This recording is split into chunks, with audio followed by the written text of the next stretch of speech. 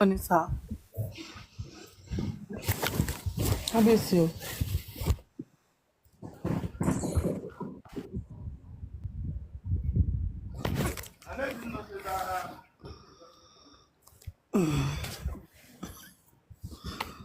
I miss you, sir. I can't, sir. Get me a loud go. She no sir. Bá ṣe ń lù báyà máa dún lágbára Ọlọ́run ni o. Èmi ṣàṣe tẹ́ sà. It's okay, it's okay. It's okay. You like Adura, okay? I hate prayer. Owó ni kókó. Wọ́n ti send owó ẹ̀ sí mi. Kábíyèsí o. Get me a loud go, sir. Get me a loud go.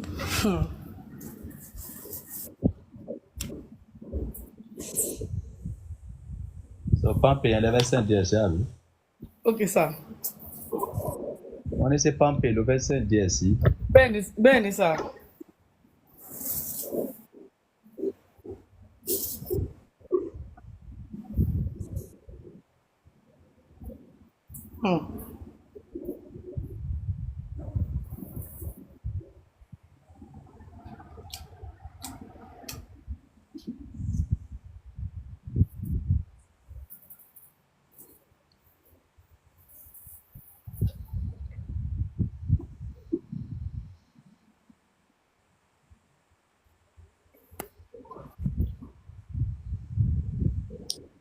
Èló ń jẹ lánàá? 90K, sir. Ó jẹ́ èló? 590K, sir.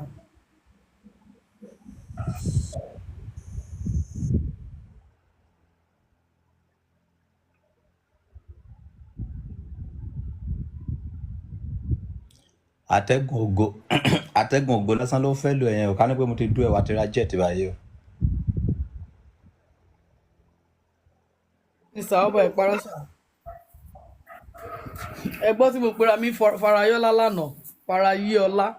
Farayí ògo kábíyèsí.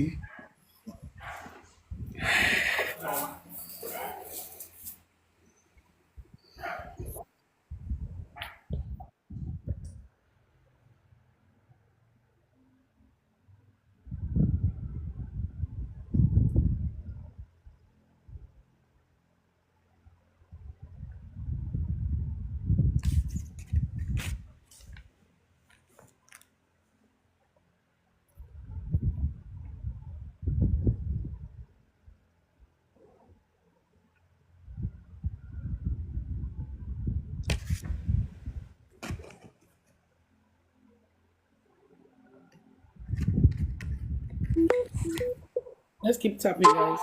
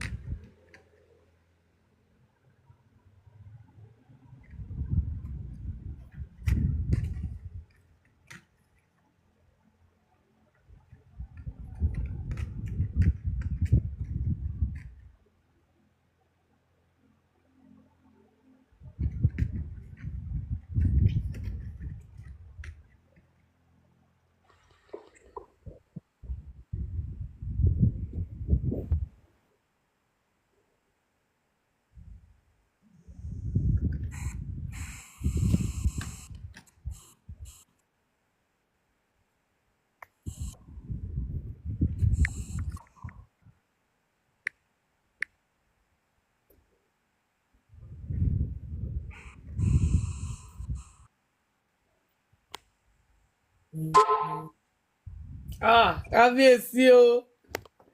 Kẹ́mi Ọláògùn o. Kábíyèsí o. Kábíyèsí o. Ṣé o ti rí?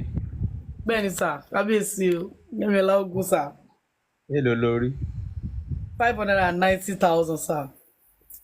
Má yẹ ká pàdé mọ́. Ọba mi. Kábíyèsí o. Kábíyèsí o. Forever is a deal o. Ẹ ṣé gan sà. Ẹ ṣé gan, God bless you. Dúpẹ́ lọ́wọ́ ẹni tó fún ẹ lówó kó ṣàdúrà. Dádì Babaláyọ̀, ẹ ṣé gan sa o. Ayé ò ní sọ yín sókùnkùn ayé o. Àwọn ọmọ yín àti àrídọ́mọdọ́mọ gbogbo wọn lágbára Ọlọ́run. Wọn ò ní kó sí, wọn ò ní ṣòfò ẹ̀mí. Ẹ ní fọwọ́ ara yín gbé wọn sin. Gbogbo nǹkan tẹ́ bá ti ń dáwọ́lé á máa yọrí sí rere lágbára Ọlọ́run. Ní nọ́kàntọ́kẹ́ tó rí kan ọwọ́ yóò nìkan sàlẹ̀ àpò olórí ní ẹ̀yìn wá dẹni ẹ̀yìn. Gbogbo bẹ ṣe máa ń wá ìgbà tẹ́ máa ń support life ọba. Gbogbo ibi tó bá kù sí nínú ayé yín, Elédùmarè á fọwọ́ kàn. Gbogbo nǹkan tẹ́ ẹ̀ sọ ní secretly fún Ọlọ́run tẹ́ ẹ̀ fẹ́ kẹ́dà àlàyé gan gbọ́. Ọlọ́run á dá yín lóhùn kíákíá láṣẹ Ìdùmarè. Ẹ ní ṣe lásán, àní wá yín tì, ẹ ní báráyé fọwọ́ tì, tí yóò ní bàjẹ́, tí yóò ní wà nù. Dadalayo, thank you so much, sir. I really appreciate you, sir. Thank you. God bless you. God bless you. Ìmọ́lẹ̀ ní ẹ̀ ní dòkùnkùn. Ibi tó bá ti ń ná owó ẹ̀ ní bá wọn ná ojú ń bẹ̀ sà. Ibi tó bá ti ń ṣe ohun rere, ibi tó ti ń ṣe nǹkan mèremère wọn ò ní wá yín tì. God bless you, sir. God bless you. God bless you, sir. God bless you. I really appreciate, sir. Ọba inú ọ̀lágbára Ọlọ́run. Ìtẹ̀bèrè lọ́wọ́ Ọlọ́run ní dáadáa àti ìtẹ̀bèrè tó tẹ̀ deserve láyé yín Ọlọ́run á ṣe fún yín lágbára Ọlọ́run. Òbò nìkan ni mo béèrè, I don't béèrè, mi ò béèrè anything. Òbò nìkan. Òbí tó kàn mí kan àwa ní ìdíwó. Ọba Ọlọ́run á pèsè yẹn náà fún yín abundantly. Ìtẹ́ bá ní ẹ fẹ́ 10 Ọlọ́run á fún yín 52 agbára Elédùmarè. Ẹ bá ní ẹ fẹ́ 52 Ọlọ́run á fún yín 572. Ẹwà ní Ọlọ́run wà ní fún yín ní tó kan ní tó ń gbògbó sẹ́yìn ẹ̀ ní báwọn balẹ̀ lágbára Ọlọ́run. Ẹ̀yin comment section ẹ̀rí bá dúrà sí ń bọ́ torí owó. Ẹni tó bá lówó ológbó kò ní, ẹni tó bá lówó kò rà. Ẹ̀rí bá dúrà oríṣiríṣi ṣe ń bọ́ lórí owó. Àwọn àdúrà tí a expect, àwọn òjijì àdúrà. Well, this is what I will say. Yes, sir. There in the comment section. Lighton is a symbols.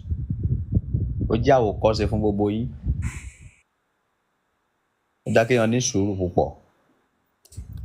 And then gbogbo ìwọ tó dẹ̀ ń wá sókè, àwọn ènìyàn wù ẹ́. Àwọn aláìnú ẹ̀dẹ̀ wà ní comment section tó ń wò ẹ́. Ìwọ tó ń ṣe wọ́n ràn wọ́n, ìwọ tó ń gbéraga, ìwọ tó ń sọ̀rọ̀ anyhow, àwọn èèyàn wò ẹ́. So èrè wá ẹ̀ ló ń jẹ yẹn o. Kò sí kàn mí. So people love you a lot and continue to do as you are doing. Continue a while because you are in on top of big platform of King Solomon. And many people surrounding King Solomon and they are still going to do more.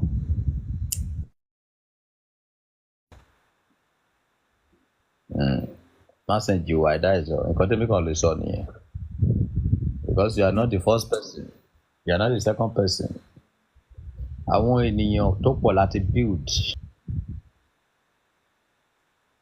látòrí Instagram. I have built a lot of people. Don't let it jẹ́ èèyàn lénìí. So ìwà olúkálùkù adẹ̀rẹ́ni tó bá mẹ́rin some years tí orí kankan gbà. So just continue your behaviors. People still want to do more. Thank you so much, sir. That is all. Thank you, sir. God bless you. Ẹ máa sunkún gbére ẹ ní comment section. Wọn kì í sunkún níwájú. Àbára ẹni tó jí ẹni gbére kákò kàn mí. So try to be good. Gbogbo wa la ó gbére o, gbogbo wa la ó gbére o, ìbá ṣe rere tàbí ibi o. gbogbo wa la ó gbèrè o gbogbo wa la ó gbèrè o dàló gbogbo wa la ó gbèrè ìbá ṣe rere tàbí ibi o gbogbo wa la ó gbèrè o bó bá ṣe ṣe ni kó máa ṣe o ìwọ tó ń kọ́mẹ̀tì òfò máa kọ́mẹ̀tì ẹ lọ àwọn èèyàn ń wò ẹ́ o. Ẹnìkan sọ̀rọ̀ kan Jàkí Àgbàlagbà Oyè ló sọ ọ̀rọ̀ yẹn ṣé Jàkí ló sọ ni Jàkí Àgbàlagbà Oyè bá mi sọ̀rọ̀ kan ó sọ̀rọ̀ yẹn Saheed Òṣùpá ó ní gbogbo wọ́n tó ń fọ́n gbogbo ẹ̀ tọ́lọ́run bá rán ẹ sí mi Ọlọ́run máa rán ẹlòmíì. Àwọn ẹ̀dá kan wà tó jẹ́ wípé àwọn Ọlọ́run rán sí ẹ permanent tó bá ti fèlè wọn ayé ẹ bàjẹ́ ayé ẹrún pa o. Saheed Òṣùpá ló sọ ẹ̀ńtọ́lọ́run bá rán lè yìí ọmọ rán lòmíì Ọlọ́run bá rán lè yìí rán lòmíì ibẹ̀ ló máa darúgbó sí. Ok ibikíbi tó bá ti bá ara jẹ́ ọmọlúwàbí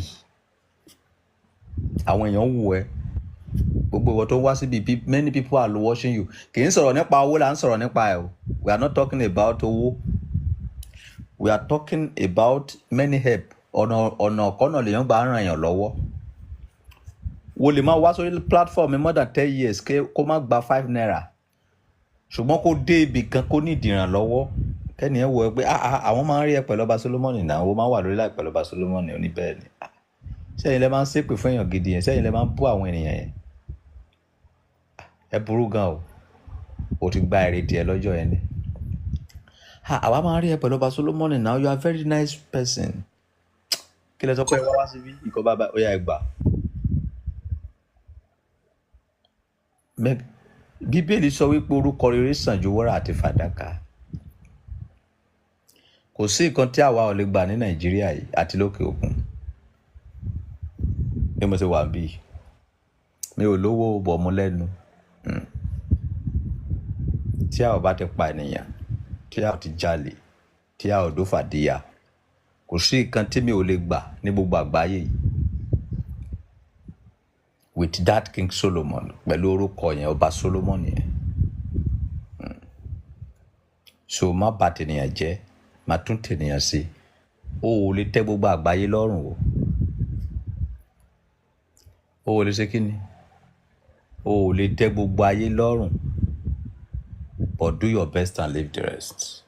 Àwọn tó dẹ̀ mọ̀ o àwọn tó mọ̀ wọ́n máa mọ̀ o àwọn tó dẹ̀ mọ̀ wọn ò ní mọ̀.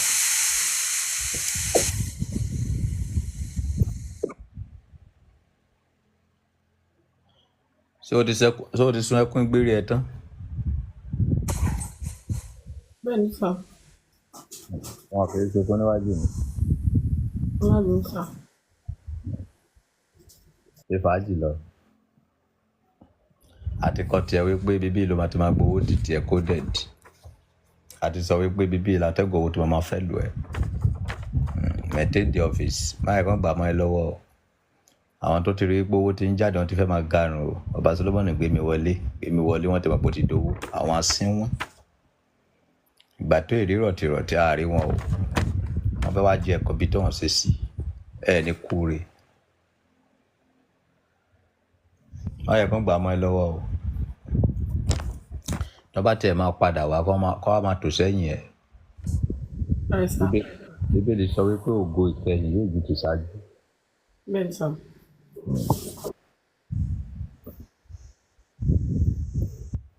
Gbogbo wa la ó gbèrè o gbogbo wa la ó gbèrè o ìbá ṣe rere tàbí ibi o gbogbo wa la ó gbèrè o. Bàbá ẹ káàárọ̀. Ẹ káàbọ̀ sí àlàáfíà ni. Adúpẹ́ sà. Àkọ́kọ́ mi rí inú láìfù yìí o inú mi dùn tẹ́ gbé mi sókè o. You are welcome, madam. O ṣé o ọmọ bàmí lílá. Ẹ fẹ́ fún mi lówó.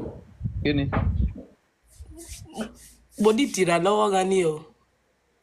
irú ìrànlọ́wọ́ wo nìyẹn? bó jẹ́ àdúrà bó dẹ̀ jẹ́ owó. Bó jẹ́ àdúrà, bíbélì sọ pé béèrè ìwọ yóò sì rí gbà. mo nídìí owó. Ẹ máa go straight to the point. So bíbélì sọ pé béèrè ìwọ yóò sì rí gbà, wá kiri. mo nídìí owó. Owó fún kíni? mo fẹ́ fi rajà sí ṣọ́ọ̀bù mi. Ẹ lọ́kọ ni? Rárá. Ọkọ yín ti kú ni? mi tí máa rí tẹ́lẹ̀. Bímọ sá? Rárá. Ẹ tún sẹ́yìn kẹ́sì 360.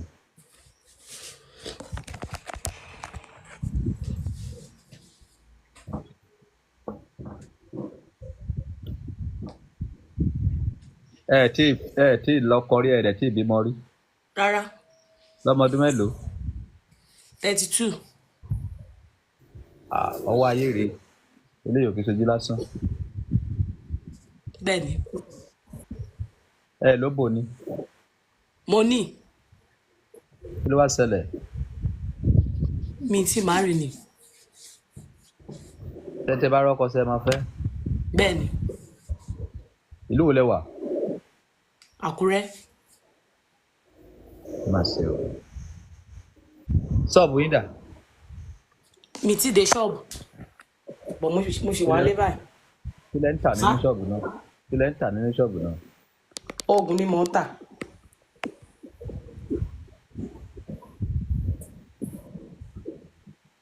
Oògùn lẹ ń tà? Bẹ́ẹ̀ni, kẹ́mẹ́sì ni mò ń tà. Ṣé kò wá sọ́jà ní ṣọ́ọ̀bù yẹn mọ́ ni? Ọjà wà bọ̀ wọ́n ti ṣọ́ọ̀bù mi láìpẹ́ so mi wàá rí owó fi rajà sí ṣọ́ọ̀bù ń padà.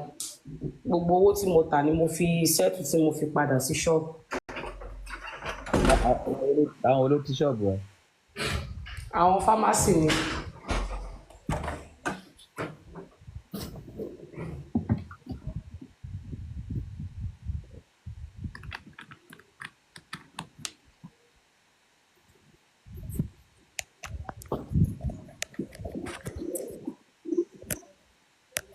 Láìtàn. Sá? Wọ́n ní tó rìvásì owó yẹn padà. Ok. Kí ló dé tó fi irú àkáǹtì gé ẹlẹ́wọ́ nìyẹn? Àwọn pé GT ni mò ń lò, GT dẹ́ misbehave lẹ́jọ́ mẹ́ta ní ìmọ̀ reason. Ṣé owó tó kì í kó owó tó bẹ̀rẹ̀ sákàǹtì yẹn ni? Ọba mo ṣe ṣí àkáǹtì yẹn níjẹrin ni. Mi ní tẹ́lẹ̀ mi lórí GT fún mi problem ṣe ṣe bí ọ̀sẹ̀ tó kọjá.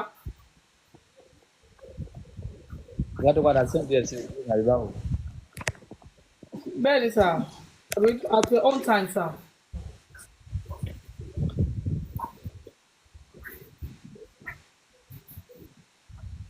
Wọn ò fún ẹ ní mẹ́sẹ̀jì bọ́n dé rìvásì ẹ lọ́dọ̀ ẹ̀. Ẹ jẹ́ ìwò sà.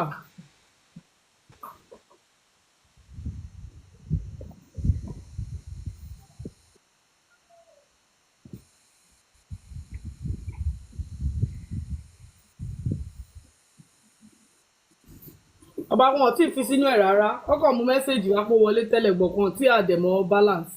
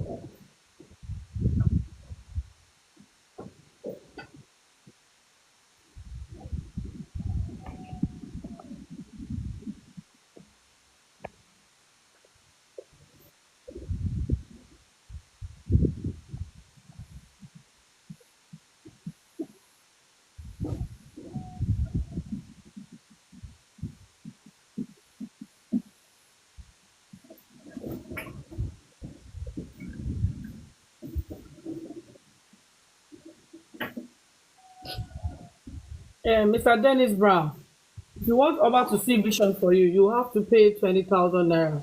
But if you want in the DM, that's on his WhatsApp, you pay 100,000 naira. The only thing he does up here is just to answer questions and answers. That's what he does up here.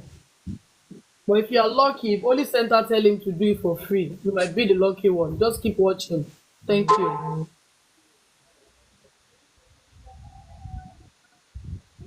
Transfer existed limit of beneficiary bank existed. Wọ́n ní owó àkáǹtì yẹn ò lè gba owó tó bẹ́ẹ̀ yẹn. Okay. Kí ló ṣe GT yẹn? Gbogbo GT ló ní problem, kò ṣe tèmi nìkan. Gbogbo GT láéláé ló ní problem. Ọba ìṣì bá mi dì í mú. Máa wo Stanley mi, màá ní kẹ́ ṣe sí Stanley.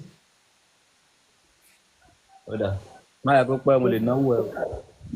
Èmi máa ń Ìjọba náwó tẹ́ bá ẹ máa padà fún mi létà náà ni. Ẹ̀yin náà lẹ tó bẹ̀ sà. Èmi máa bo owó ni o. Ọba yín lẹ tó bẹ̀ sà.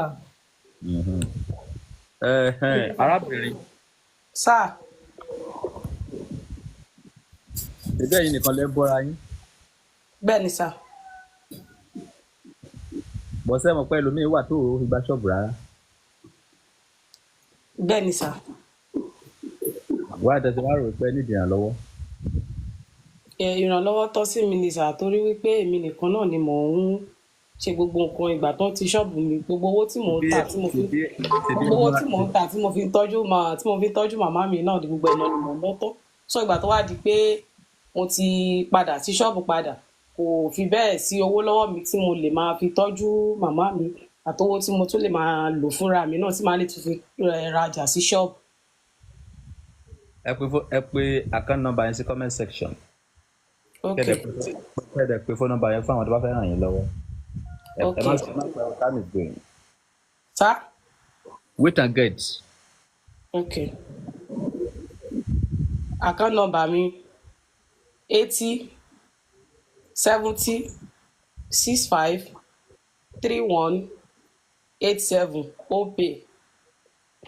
Phone number mi 070 66 26 34 54. Ẹ ṣé sà ọba.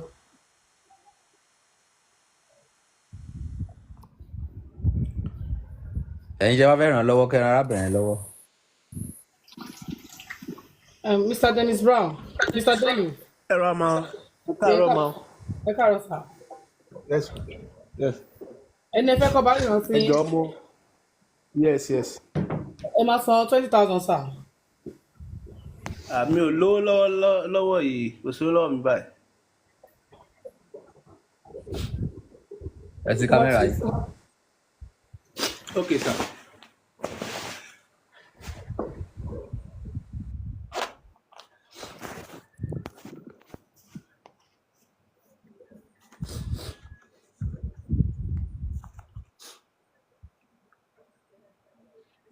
Yes, sir. Báyìí ń gbé sí bíbá.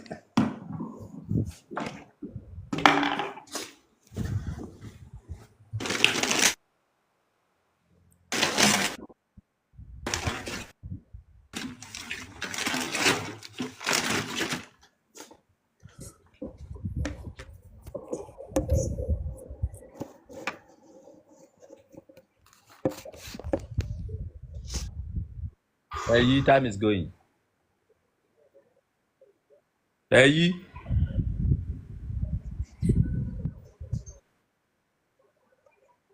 Ẹ máa bọ̀. Ẹ ṣe ọwọ́ báyìí. Ẹ máa bọ̀. Ẹ ṣe ọwọ́ báyìí.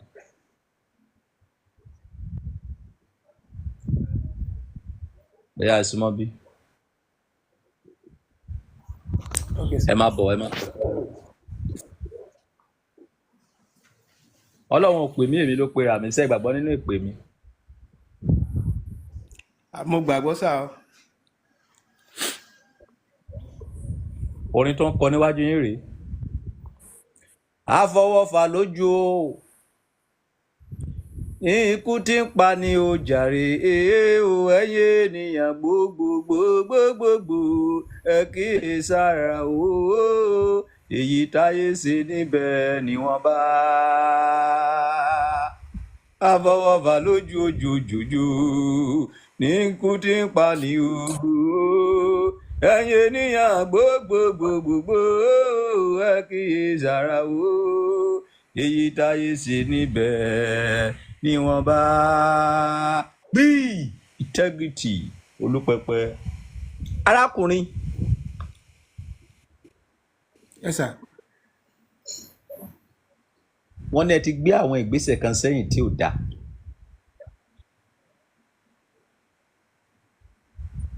Wọ́n ní àwọn ìgbésẹ̀ tẹ́ gbé sẹ́yìn tí ò dáa yìí ó yẹ kí ògo yín ti sáré ṣùgbọ́n àwọn ìgbésẹ̀ yẹn ń fa ògo yín sẹ́yìn.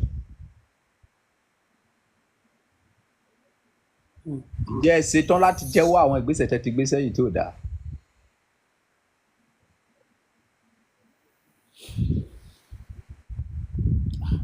Irú ìgbésẹ̀ because ṣe o pé yẹn ti ṣe a lot of things so mi ò mọ exactly nǹkan tẹ́ ẹ mean. Èmi ò mọ exactly nǹkan tí àwọn Holy Center mean torí àwọn ẹ̀wọ̀n tí ń gbénú afẹ́fẹ́ ló bá mi ń sọ̀rọ̀. Wọ́n ní ìṣòro ayé yín. Wọ́n ní ẹ ti gbé àwọn ìgbésẹ̀ kan tí ò dáa sẹ́yìn. Wọ́n ní àwọn ìgbésẹ̀ tẹ́ gbé yìí ń dènà yín. But key tí wọ́n wá sọ fún mi ni wípé ìgbésẹ̀ tẹ́ wá gbé yẹn yín nǹkan tó kàn mẹ́nu bà níbẹ̀ ni wípé ìgbésẹ̀ lórí ọ̀rọ̀ obìnrin ni. Wọ́n ní ìgbésẹ̀ tẹ́ gbé lórí ọ̀rọ̀ obìnrin wọ̀nyẹn pé kò dáa. So tẹ́ ti ṣetán láti sọ àwọn ìgbésẹ̀ yẹn fún wa. Àbí ẹ ò rẹ́dà ti sọ? Because èmi ò kì í máa ráyè sẹ̀pẹ̀tẹ́bù point.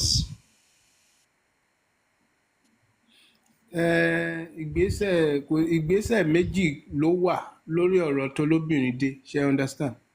Àkọ́kọ́ ẹnìkan wà tó ẹ̀ka fẹ́ra ń gbà yín yìí dẹ̀ ṣe pé ó ṣe nǹkan fún mi èmi mo ṣe most of the thing fún náà but due to long distance relationship ló jẹ́ kémi àti ẹ̀ ká separate up to today ṣe understand. Ẹlẹ́ẹ̀kejì dẹ̀lélẹ̀ náà ìyẹn èmi mo sponsor láti like 4 years ní school ṣe understand. So ìgbà tó dẹ̀ di a ṣe ìgbéyàwó a ṣe everything ó dẹ̀ di ọ̀sán kan òru kan ó dẹ̀ lóhùn ṣe mọ́ mi ò ṣe anything bad fún ṣe understand. So mo dẹ̀ ní pé okay o tó o bá ṣe mọ́ máa lọ mo dẹ̀ fi sílẹ̀. So even àwọn family ẹ̀ disturb mo dẹ̀ pa àwọn family ẹ̀ mo ní kó má wọ̀nyí tó bá ṣe gbogbo nǹkan orí nǹkan tí mo fi wá dáná fún wọn ló ń jẹ́ kẹ́rù bà mo ní kó má wọ̀rí pé mo fún wọn everything.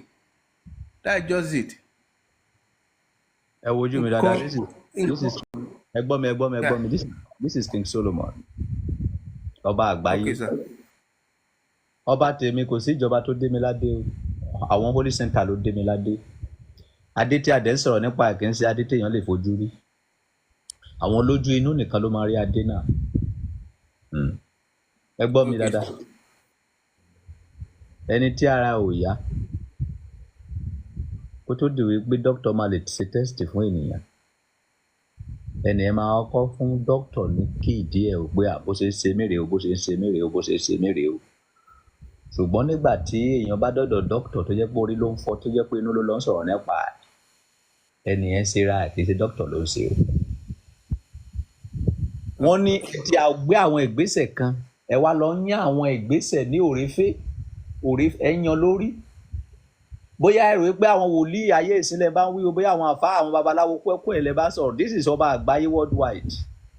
So ọ̀rọ̀ tí mo dẹ̀ ń béèrè lọ́wọ́ yín yìí mo ń béèrè torí wípé ọmọ ológo ni yín ẹ máa ní owó gan kì í ṣe owó kékeré ìlú tẹ́ ń gbé yẹn sì máa kó ń bẹ̀ ibi tẹ́ wà tẹ́ sì ń sọ tẹ́ ti bá mi sọ̀rọ̀ yẹn sì máa kó nílùú yìí ṣùgbọ́n kí oògùn yẹn lè sáré ká lè fún yín ní solution 20,000 mo máa ń gbà tí bá fẹ́ sọ̀rọ̀ àfihàn but àwọn Holy Center sọ fún mi wípé kí sí fún yín lọ́fẹ̀ẹ́ torí pé ẹ sọ pé ẹ ò ní wípé testing ló jẹ́ fún mi kí má bàa di èèyàn burúkú lójú àwọn tó wà ní comment section wípé má ní ṣe bó máa ń ṣà ẹnu ẹnìkan sọ pé òun ò lówó ṣé kò wá lè sọ̀rọ̀ fún bọ̀ lẹ́yìn tí yìí Awósánjú kó ní mo wà anybody bá sọ pé òun ò lówó ó máa lọ jí tàbí ẹ̀kọ́ lọ sán tipátipá láìsàn mi ò ní rìnrìn fún.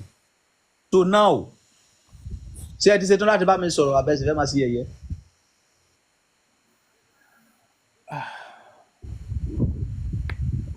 Olúpẹpẹ dáwó àjábìjì sódò òkè onílé kiri wà àjàmọdò òkè gbì integrity. ṣe rí ti nǹkan tí mo lè tọrọ obìnrin tí ẹ sọ yìí náà there is only one girl the same thing náà tí mo sọ pé distance yẹn ló jẹ́ kí relationship wa kó end ṣe understand that is the only person tí mo lè sọ pé yes òun ni ìrìn àjò èmi àti ẹ̀ promises wà láàrin ara wa náà that is just the truth but distance relationship yẹn and pé mi ò ní àní kò sí contact ẹ̀ lọ́wọ́ mi mọ́ dítò pé mo fóònù mi sọnù nígbà yẹn and mo dẹ̀ tún try gbogbo best mi láti make sure pé mo contact ẹ̀ even nǹkan tí ò bá sí anything relationship like pé a fẹ́ra mọ́ at least kí n lè ṣe one or two things fún ṣe understand because òun náà ó ti dó tì mí rí ṣe understand that is the only person tó jẹ́ obìnrin tí mo lè sọ pé yes òun nìkan ni tí mo lè point out pé no òun nìkan mo lè sọ pé problem yẹn lè wà látọ̀dọ̀ ẹ̀ sà. jẹ́ kí help yín. obìnrin tí a ń sọ̀rọ̀ nípa ẹ̀ ò fẹ́ rárá ẹ ò jọ fẹ́ra ṣùgbọ́n ìkọ̀kọ̀ ṣẹlẹ̀ láàrin èèyàn àti obìnrin yẹn so nǹkan tó ṣẹlẹ̀ yẹn ó dìgbà tẹ́ bá wá bá ọba Solomoni tẹ́ bá sọ kó ló dìgbà máa lè rí solution sọ̀rọ̀ yẹn torí iyán 20 ọdún ó máa jó ènìyàn gan o ní ọ̀dọ̀ ọba Solomoni níbi iyán 20 ọdún máa jó èèyàn lọ́wọ́ ọ̀rọ̀ 100 years àwa máa wú jáde obìnrin yẹn ò fẹ́ ra. ṣé lára àwọn ẹbí mi ni sà. ṣé ẹ ṣe kàfẹ́ bí yín ni. mi ò ṣe ká o. so kí ni obìnrin wo kí ni nǹkan tó ṣẹlẹ̀ láàrin yẹn tó bá ti jẹ́ pé òun ni màá sọ fún yín wípé nǹkan báyìí ni mò ń sọ.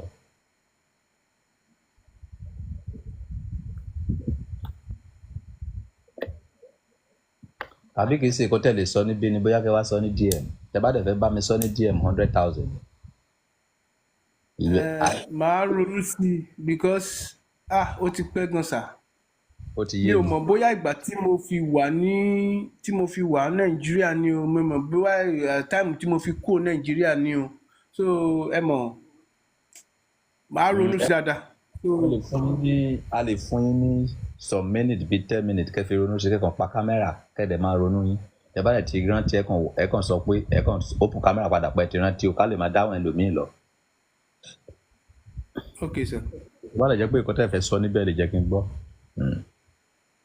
no kò sí ẹ fún bíi 10 minutes yẹn náà sà. ok no problem. àlàáfíà lójú o.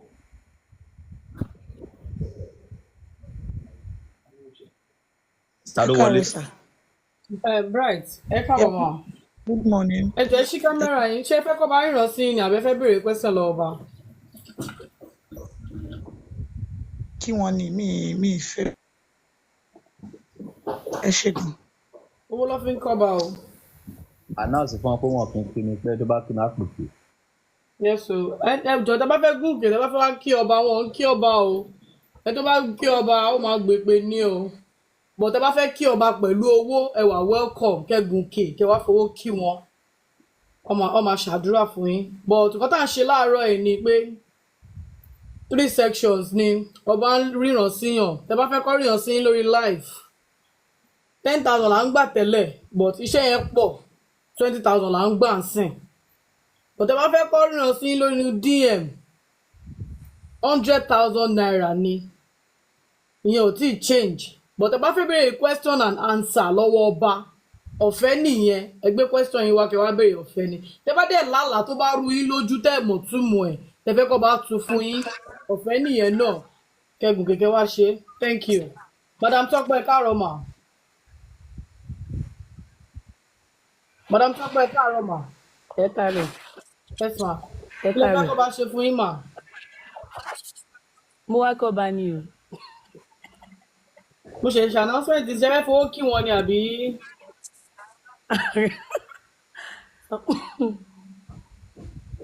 mo kàn wá kí ọba ni. over to you sir. torí pé a ti dóra rí ló fà ìgbéraga. ó rántí náà Ọba. ó rántí Mo ti rántí wọn bá mo ti rántí wọn. Mo ti rántí. torí pé a fi dóra rí tó wá yọ̀ níbi pé káńsà lè mọ̀ pé a fi dóra rí o nǹkan tó fà ṣe nìyẹn tó bá yá ní tiwa sọ pé mo tó fẹ́ káàsì ẹ̀ mo ẹsẹ̀ bẹ̀rẹ̀ sí káàsì ẹ̀ ní tẹ̀ èdè jẹ́jẹ́ mi ni mo jókòó tó wá bá mi Bẹ́ẹ̀ ni ọba. Ṣé ẹ fi ẹ̀ ṣe kàtà? torí pé a ti dóra rí nísìnyí o fà yọ̀ wípé o fà fọ́ọ̀mù o fà gbéraga wípé yẹ̀ ẹ̀sẹ̀ mi wà bẹ́ẹ̀ àṣírí èmi àtọ̀bà tó ló mọ̀ níjọ wà Bẹ́ẹ̀ ni so o. bó jẹ́ gba 100 ló wá sókè máa káàsì ẹ̀ torí kì í sì wọ́n nìkan máa kọ́ dùn Ọba ẹ̀dùn rí náà ni làwọn èèyàn ṣe ń at least ẹ̀dùn rí ni.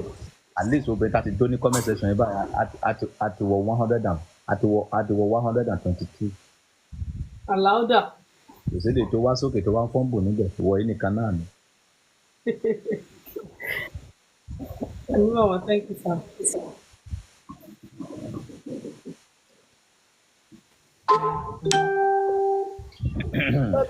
Madam February, ẹ káàárọ̀ madam. Ẹ káàárọ̀ ma o.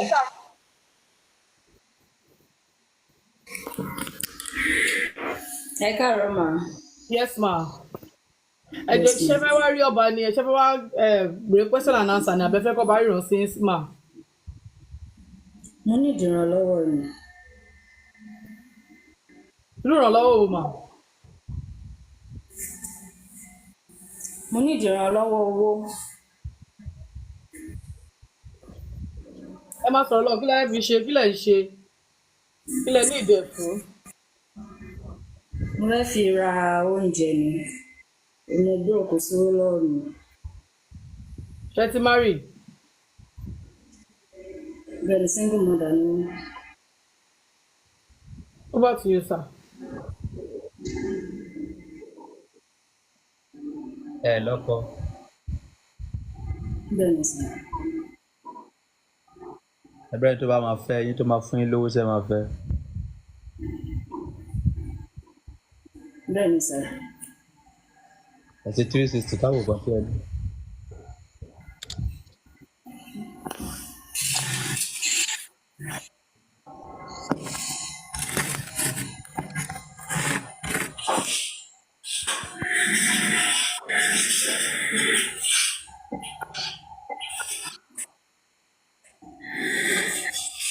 a ò rí yín o ìtàn nìkan là ń rí o.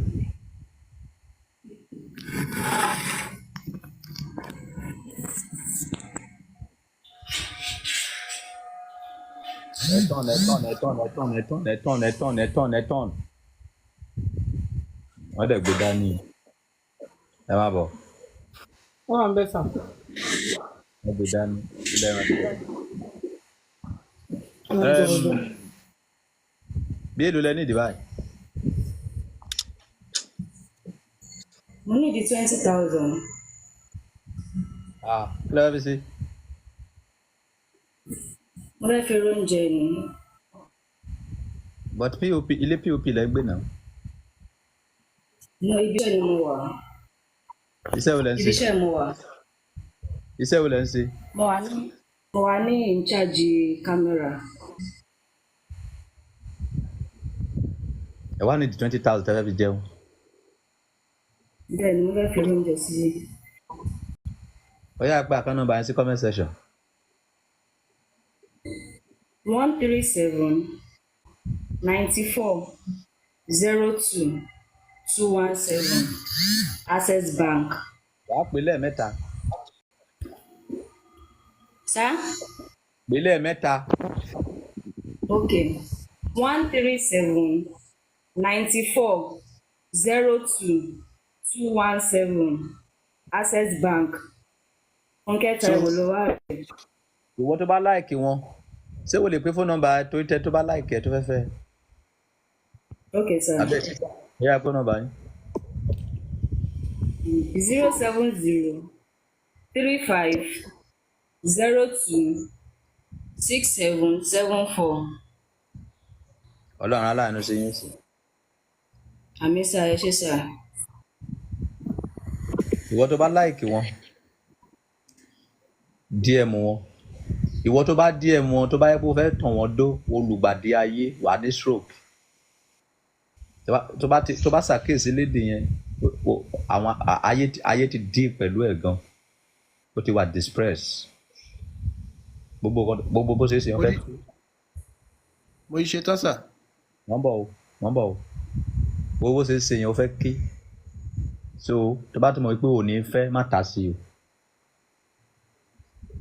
bá ti mọ̀ pé òní lédì yẹn ń fẹ́ ìdìdì mú fún ẹ̀yẹn o àwọn lédì kan wà tó jẹ́ pé o lè dó wọn gbé o lè délé gbé o máa kú di o tó bá ti mọ̀ wípé òní fẹ́ má ta sí o mo já ẹ tán ni o bọ̀tọ̀ ọmọ tára ẹ máa balẹ̀ ni because ojú ẹ ti kan ségè nínú ayé bó ṣe wà so bó ṣe rí nìyẹn so ó yá mo ń gbọ́rọ̀ yín.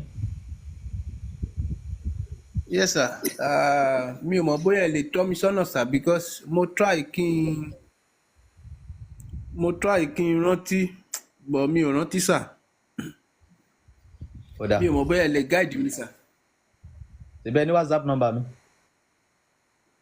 Rárá sir. 081. Oh, 1 minute sir.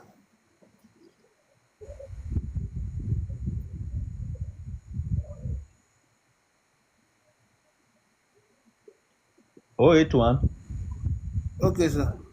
34. 08134 27 27 67 67. 2767. Yeah, 2767 náà ni mo tẹ̀ sir. 56. 56.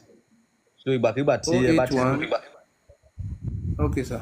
ìgbàkigbà tí ẹ bá ti send voice message sí mi. Okay sir. Ẹ ṣé sir, mo dúpẹ́.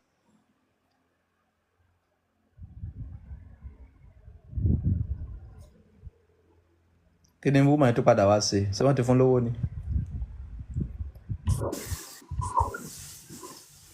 àǹtí. ó sì ń ròlù ni kò tí ì débi.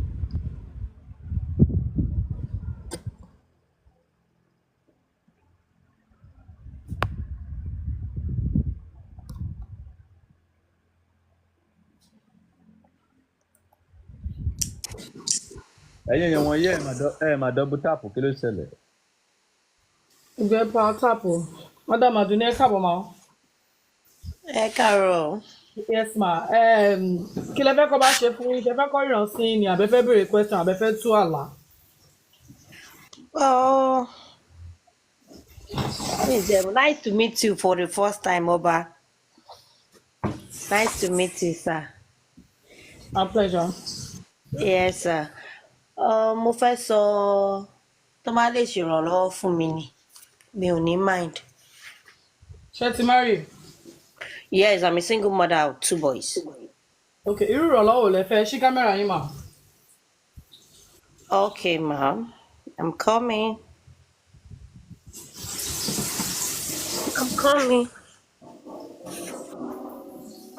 Oh. Ẹ má bínú ẹ jọ̀ọ́.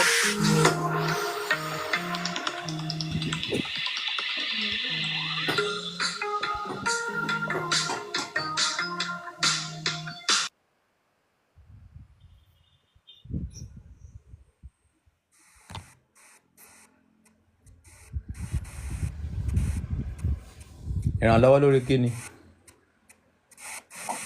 Mo fẹ́ kẹ́ ẹ advise mi lórí nǹkan kan ni. ẹ̀yà máa gbọ́. Tó ṣẹlẹ̀ ni pé I married like 2012.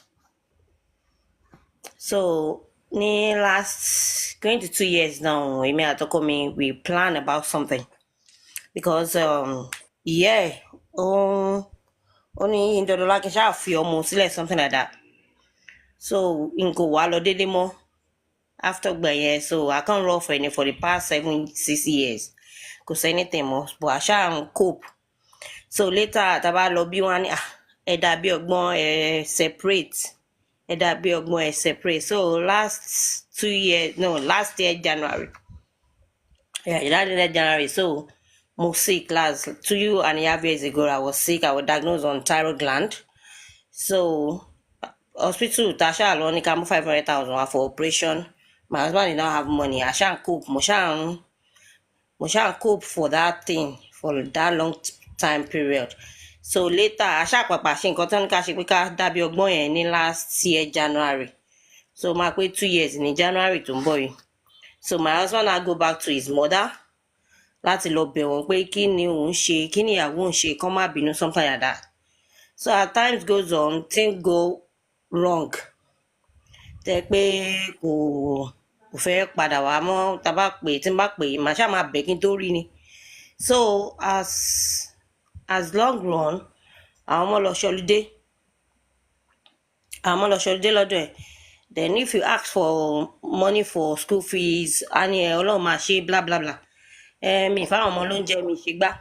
Àwọn ọmọ yẹn ṣáà wà lọ́dọ̀ ọ̀nà lọ́dídé lọ́dọ̀ ìyá ẹ̀yìn. So ìjọ kọ́kọ́ pè mí ni mi fáwọn ọmọ ló ń jẹ.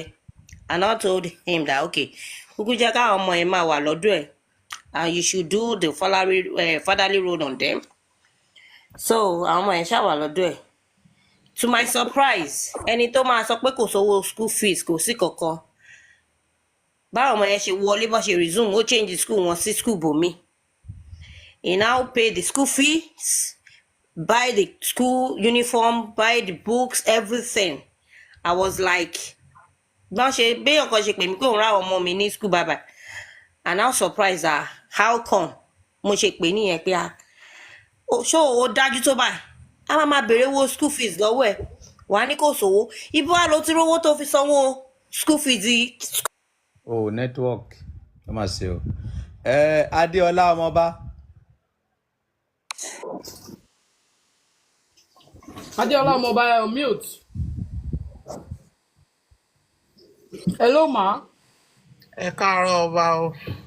Ẹ káàárọ̀ ma. Kí lẹ fẹ́ kọ́ bá ṣe fún yín mà? Mo fẹ́ kí ọba ni mo rí pọ́n gbé mi sókè ni. Mo kàn fẹ́ kí wọ́n pa ń gbádùn wọn ẹ ṣe. Ẹ káàbọ̀ ma. Owó ló fi ń kọ́ bá.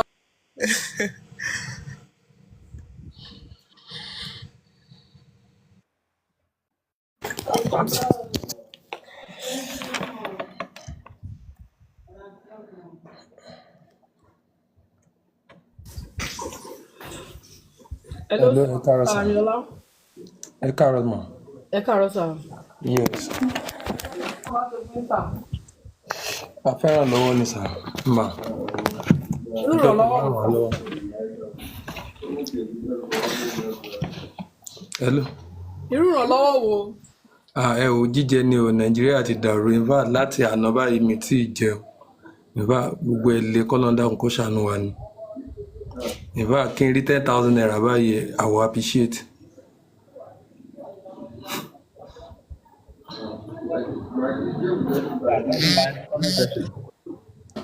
Yes sir. Wọ́n ní kẹ́ pa account number yẹn sí comment section. Okay. 81 66 24 9348. OPay. Good morning. 81 66 24 Kábíyèsí bàbá. OPay. Ọlọ́run jẹ́ orin yín pẹ́ sà. Good morning, ma'am. Mr. Atupa, ẹ káàbọ̀ Sheik, ẹ káàárọ̀ sà. Good morning, ma'am. Kí lẹ wá ṣe lókè sà? Ṣé fẹ́ wá rí ọba ni ẹ fẹ́ túmọ̀ àlàyé? Mo fẹ́ sọ àlá mi. Okay, ó yá. Ẹ go Ọba ahead. gbọ́dọ̀ jà. Káàárọ̀. I think maybe 3 years or 3 years ago. Ẹ jẹ́ kí n wọṣọ. So lójú àlá yẹn ọba. So mo lálàá pé wọ́n wá pè mí pé ká wá ask film bí Jésù ṣe demonstrate. So lójú àlá yẹn mo ṣe wà lálàá yẹn pé lójú àlá yẹn mo lálàá bí mo wà in person of bí Jésù ṣe demonstrate yẹn. So mo gbé cross dání. So bọ̀ mo náà yóò ná mi gan-an bá mi jà gbogbo ara mi wá kún fún ẹ̀jẹ̀ ìgbà tó wá tó stage kan.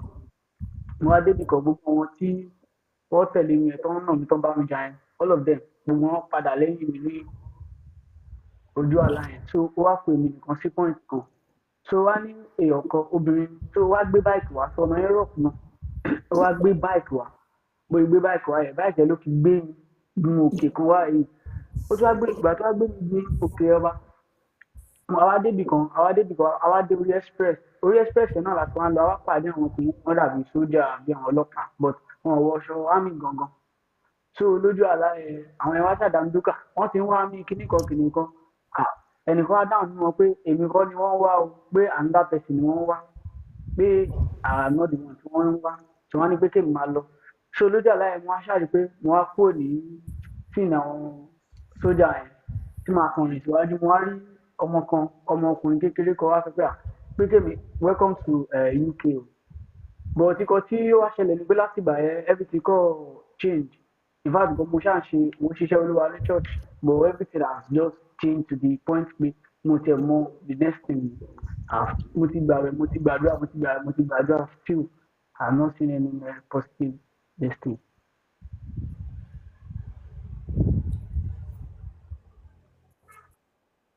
ìtumọ̀ aláì ní wípé obìnrin ló máa ràn ẹ́ lọ́wọ́ dáìsọ̀ wípé gbogbo problem tó kóra ẹ̀ sí látọjọ́ yìí obìnrin ló máa fa ẹ́ gùnkè obìnrin ló máa sọ ẹ́ dènìyàn so gbogbo ibikíbi tí àwọn obìnrin bá wà ní kó máa rìn sí má máa sá sọ́dọ̀ àwọn ọkùnrin ẹ bá ṣàkíyèsí ní máa rí pé àwọn obìnrin máa ń kórìíra ògo wọn ni mo ń lò mo ti lo ògo wọn. ọba bọ̀ àwọn tó máa ń sábà join tó máa ń sábà close mọ́ yẹn wọ́n máa ń padà focus mi in fact mo ti bímọ. torí pé ìwà ẹ̀ ò dáa. ọba mo ti bímọ bọ̀ ẹni tó bímọ fún mi yẹn mọ́ mi ẹ̀ ṣépè fún mi gan títí ìyẹn ṣáà lọ ẹni tí mo ti fẹ́ fẹ́ nísìnyí same thing. àwọn sápá people ló ń bá lọ sí Lẹ́kì kó lọ máa wá àwọn obìnrin kiri má máa gbà sọ́dọ̀ àwọn sápá people ni. tó bá dẹ̀ lówó kó wá ṣe oògùn general love. kábíyèsí ẹjọ́ mo ní ọ̀rọ̀ kan sà. ṣé ẹ fẹ́ béèrè question náà fẹ́ ṣàlàyé ọ̀rọ̀. mo fẹ́ ṣàlàyé ọ̀rọ̀ ní tẹ́ bá fún mi láàyè. lórí kíni. mo ní nǹkan kan tó jẹ́ pé mo ẹ̀ṣẹ̀ confam ẹ̀ kò ju bí ọ̀sẹ̀ méjì lọ tó dẹ̀ wà òkè gan tó yẹ pé ó jẹ́ solution sí gbogbo ìṣòro téèyàn bá dojú kọ tó dẹ̀ wà òkè ni mo fẹ́ sọ tẹ́ bá fún mi láàyè. tó bá máa di next year mo máa lé yín kó ní palace. kí ni mo ṣe sà. gbogbo kan làkókò wà fún ẹ fẹ́ máa double cross program tí mo ṣe. no rárá tẹ́ bá fún mi láàyè ni mo béèrè kì í ṣe pé màá sọ dandan. àyè ti gbà yín jù ní palace. tẹ́ bá fún mi láàyè ni mo béèrè kì í ṣe pé dandan kí n sọ. gbogbo kan làkókò wà fún bẹ́ẹ̀ ṣe sọ jáde ẹ fẹ́ fún mi gbójú ibi lójú àwọn ènìyàn. ara kò rí bẹ́ẹ̀ sà ẹ̀yin lẹni platform àṣẹ tẹ́ bá pa ni sà kò rí bẹ́ẹ̀. kí ni nǹkan tí wọ́n ṣe fi papọ̀ pẹ̀lú kọ́ tẹ́ fẹ́ sọ yẹn. ok ẹ má bínú ẹ jẹ́ mute. Rọ́mọkẹ́. Rọ́mọkẹ́ káàárọ̀ mà o. Madam Rọ́mọkẹ́. ẹ ti mute o Rọ́mọkẹ́. ẹ ti mute ẹ o mute mic yín.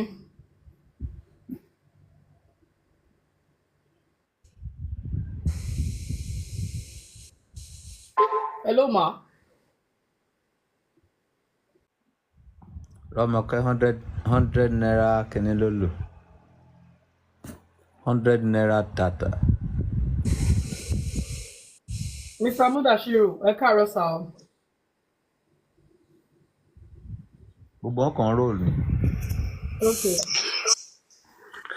ẹ káàbọ̀ ọba. ẹ káàbọ̀ Mr. Kurulẹ́lọ́lá. ẹ káàbọ̀ ọba. kí lẹ fẹ́ rọ́bà fún ẹ fẹ́ kọ́yọ̀ sí ni àbí ẹ fẹ́ túmọ̀ àlá. mo fẹ́ jẹ́ kó gbàdúrà fún mi ni torí ìṣòro tó tẹ̀ tí mi fèsì ń sin ó ti lágbàdo ẹ̀mí mi lọ so mo fẹ́ kó gbàdúrà fún mi ni. ẹ máa sọ 20,000 sir. ok ibo máa sán sí.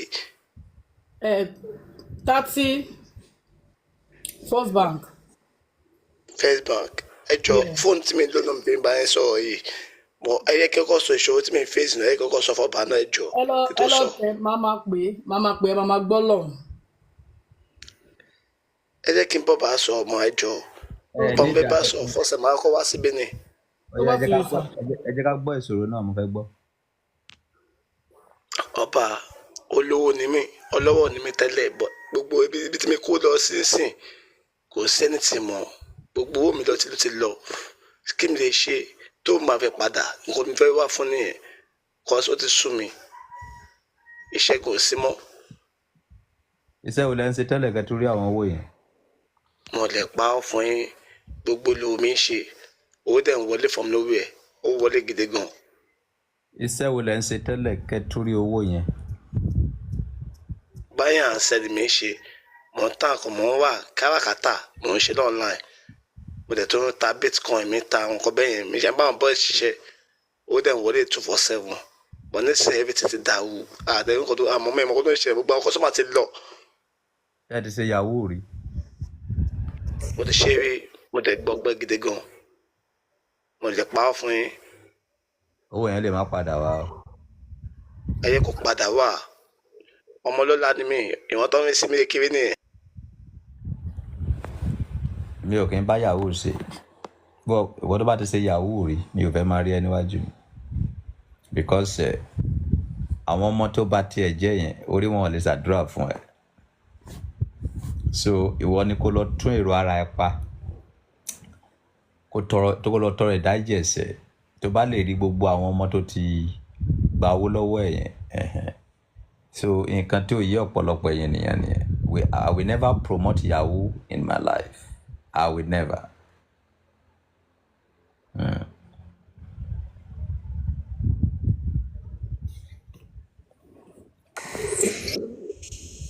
Àǹtí ẹ káàbọ̀. Ẹgbẹ́ sọ̀kan àbí? Ọba ẹ ṣé sà, mo ti rówó. Ẹsẹ̀kẹsẹ̀ tí mo drop mo ti ń rí owó. Ẹ ṣé gan sà, mo really appreciate ẹ ní mọ̀ọ́ṣì láyé yín. Èló lẹ rí? Èló lẹ rí? Èló lẹ rí? Náà máa rà ní pàdé o. Ẹ ṣé Èló lẹ gan, ti rí? ẹ ṣé Èló lẹ gan. ti rí? 12,000. 70. 12,000. Okay. Ẹ ṣé gan sà. 12,000 lẹ sì rí láti ẹ̀kan. Bẹ́ẹ̀ni. Ẹ tó padà pa àká nọ́mbà yẹn again. 137 94 02 217 Access Bank Funke Taiwo 137 94 02 217 Access Bank Funke Taiwo 137 94 02 217 Funke Taiwo Access Bank. Ẹ ṣé gan sà. Ẹ fún lówó sí ẹ jẹ́ kówó yẹn pé 50k.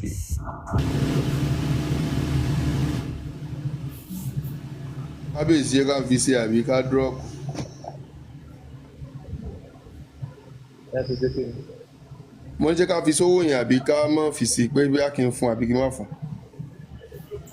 Tọ́lọ̀ ń bá rán ẹ̀ sí. Mo ní kí àwọn ènìyàn ló ń pariwo níbí yìí. Púmà yìí ni. Ó lóun nídìí 20,000 tóun fẹ́ fi jẹun. Ó lóun fẹ́ fi oúnjẹ sílé fáwọn ọmọ. mo gbọ́ ní comment section lẹ́ẹ̀kan. So tọ́lọ̀ bá rán yín sí ẹ lè bá fi. kò sí wàhálà ó ti gbórúkọ ẹ̀ wà lákàntì níbí màá ṣọ̀wọ́n bá ti ń bá ní sí. Ọ̀dà bọ̀ rántí wípé o sì promise láìtàn tó ti san. ti láìtàn mo máa fún nùnú mi kí sọ̀rọ̀ kí n má mú ṣe mo máa fún wọn wàhálà. Ìyẹn nìkan lẹ́wọ̀ fi jọ mí wait and get lọ́rọ̀ mi. Anybody ẹni tó ṣẹlẹ̀ sí ti láìtàn ni pé ìgbà tó wà ńlẹ̀ láìtàn ò sí online. But tó ti send account number ẹ̀ sáà sí DM yín náà. kò sẹ́ndì ẹ̀ o ẹ béèrè lọ́wọ́ ẹ̀ kò sẹ́ndì. Ó ń bẹ̀rù kó má bàa dóhùn. àná mi ò iṣẹ́ láìtàn iṣẹ́ tẹ̀yìn bá ti ń jẹ àwa ò lè jẹ́ sẹ́ni tẹ́ ti fowó bàjẹ́ èló la fẹ́ fún ẹ ti fowó bàjẹ́ èló la fẹ́ fún. Mi ò jẹ́ láìtàn rí. ẹ ti fowó bàjẹ́ náà tábà ní kó mọ̀ bọ̀ nísìn kó wá gba 20,000 kò lè ka lẹ́nu mọ́ á ní ṣe bẹ́ẹ̀ ti fóònù ní 500,000 so kí ni mo fẹ́ sọ kó lọ fẹ́ sẹ́nítọ̀ àbí mínísítà ọ̀ pírẹ́sẹ̀ntì ìlú wa kó lọ fẹ́ wọn àwọn tó lè gbé bùkátà ẹ̀ nìyẹn mi ò ní bùkátà àfi tẹ́yìn ò bá ti gbé ẹni tí ó lè gbé nìyẹn ṣùgbọ́n ẹ pé ẹgbẹ́ 10,000 20,000 àwa sì wà pẹ̀lú ẹ̀ nítorí ẹ̀ kó sára ju gbogbo yẹn lọ má fọ́. Ìmọ́lẹ̀ òdìdí. Ìmọ́lẹ̀ dìde. Ẹ káàárọ̀ àti kí lẹ fẹ́ kọ́ bá ṣe fún yín mà? Mo fẹ́ béèrè question. Okay, go ahead. Question tí mo fẹ́ béèrè ó pín sí bí ọ̀nà mẹ́ta. Question àkọ́kọ́ ó ní pé ṣé ó lẹ́tọ̀ọ́ kí wọ́n máa ya ẹgbẹ́ fún yàn. Question ẹ̀kejì ó ní wípé tó bá ní kán ṣe ìràpadà fún yàn pé ṣé ó lẹ́tọ̀ọ́ kéèyàn ṣe. And question ẹlẹ́ẹ̀kẹta mi ò rántí bọ̀ maybe bóyá tó bá ti ń answer question yẹn bóyá mo lè rántí ẹlẹ́ẹ̀kẹta. ẹ wá àwọn babaláwo lọ mi ò bìlíìfù nínú ẹgbẹ́.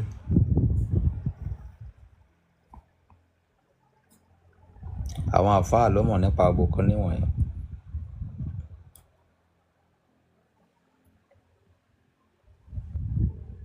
Madam Asake, ẹ káàárọ̀. Madam Asake. ó sì ń rò ní kò tí ì débi. Okay, sir. ó sì wà lágbede méjì ayé àtọ̀run. Okay, sir. Ẹ bá ní question àti béèrè lọ́wọ́ ọba ẹ send request o. Ẹ bá ní question tó bá fẹ́ kọ́ bá tú àlà. Kábíyèsí a ní màmá ní bó káàdì fún yín báyìí. Látàárọ̀ ni dáàdì mi ti ń bó a káàdì. ní màmá ní bó káàdì yìí a ní màmá ẹ bó kó kárí ká lè máa ròyìn káàkiri ayé a ní màmá ní bó káàdì fọ́ba yìí. Kábíyèsí Elédùmarè. A ní màmá dáàdì mi ti ṣe dáadáa. Ṣé ròpin kábíyèsí èèyàn ò ṣe ròpin a ní màmá ní bó káàdì fún yín bàbá ẹ bá ń ṣàdúrà fún wọn ká má wàálẹ̀. a ní màmá wo tiri bá ti ṣe wo tiri ọ̀nà gbégbá o. Ṣé Èdùmàrè a ní màmá ẹjọ́ kèmí náà nífẹ̀ẹ́ ohun rere. Àṣàkẹ́. Ọba ẹ káàárọ̀. Ẹ káàárọ̀ Madam Asake. Ẹ káàárọ̀. Mo fẹ́ kọ́ bá ṣe fún yín, ẹ fẹ́ kọ́ ìrọ̀ fún yín ni. Àbí Mo fẹ́ kọ́ bá ràn mí lọ́wọ́ ni. irú ìrànlọ́wọ́ wo mà? Ìrànlọ́wọ́ owó. Ẹ ṣe lè ṣí kámẹ́rà yín, ṣe ti marry? Mi ò tíì marry. Ṣe ti bímọ? Mo ti bímọ ẹyọ kan. Ok, irú ìrànlọ́wọ́ kí lẹ fẹ́ fowó ṣe, kí lẹ ṣe tẹ́lẹ̀, kí lẹ wọ́n ní sí kámẹ́rà ẹni tí mi rí fẹ́ràn lọ́wọ́. Ok. A ní màmá ní sẹ́ oríire ò ní kànyàn kan kó má kàn lórí oríire ọba tó kàn wá nánu kò ní bàjẹ́ oríire ọba ti kàn wá kò ní bàjẹ́ fún yín sà. Mo ń try láti ṣí kámẹ́rà ẹ̀ kò open. Wọ́n ti pé 1K ọba.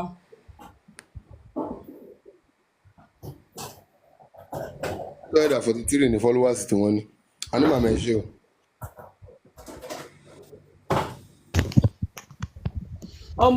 ọmọ Bóníkẹ́ Àmọ̀kẹ́ ẹ káàárọ̀ mà. Ẹ káàárọ̀ sá o, ẹ káàárọ̀ mà. Ẹ káàárọ̀ mà. Ọba káàárọ̀ báwọn sáà ìdọ̀dọ̀ yín sà. Kí lẹ fẹ́ kọ́ bá ṣe fún mà? Inú mo tẹ fẹ́ béèrè nípa alákan lọ́wọ́ ọba ni bí àwọn lè bá mi tún. Ó yẹ go ahead. Yà téèyàn bá sùn tó bá ń lálàá pé òun wípé ó lálàá pé ó já sínú kòtò lójú àlá yẹn ó wá jẹ́ pé etí omi níbẹ̀ kíní yẹn wá jìn yazin ẹni yẹn wá já síbẹ̀ ó tún wá ń lọ nínú omi yẹn náà ó tún rí gádà kan ó tún gun ibẹ̀.